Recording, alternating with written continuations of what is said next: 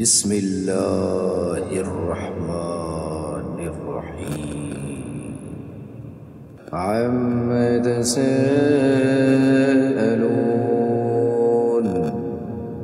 عن النبأ العظيم الذي هم فيه مختلفون كلا سيعلمون ثم كلا سيعلمون ألم نجعل الأرض مهادا والجبال أوتادا وخلقناكم أزواجا وجعلنا نومكم سباتا وجعلنا الليل لباسا وجعلنا النهار معاشا وبنينا فوقكم سبعا شدادا وجعلنا سراجا وهاجا وأنزلنا من المعصرات ماء ثجاجا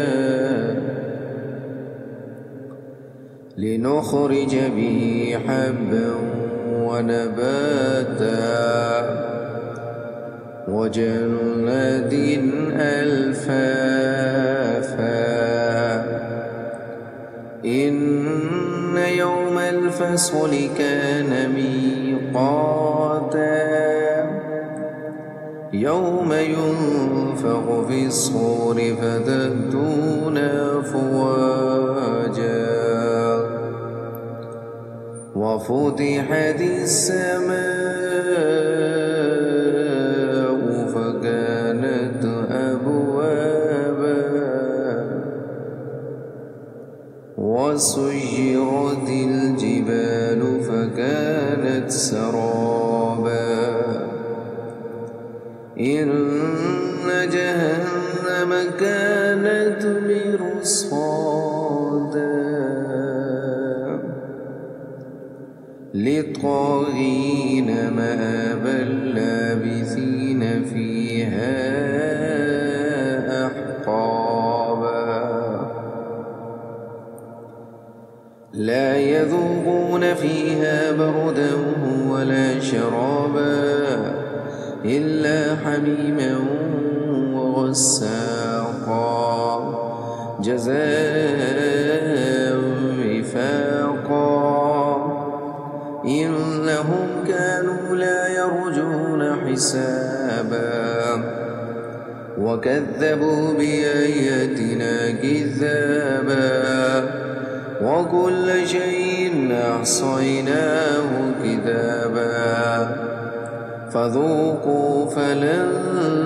نزيدكم إلا عذابا إن للمتقين مفازا حدائق وأعنابا وكواعب أترابا وكأسا دهاقا لا يسمعون فيها لغوا ولا كذابا جزاء من ربك عطاء حسابا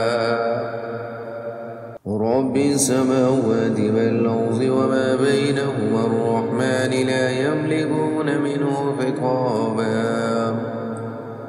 يوم يقوم الروح والملائكة صفا لا يتكلمون إلا من أذن له الرحمن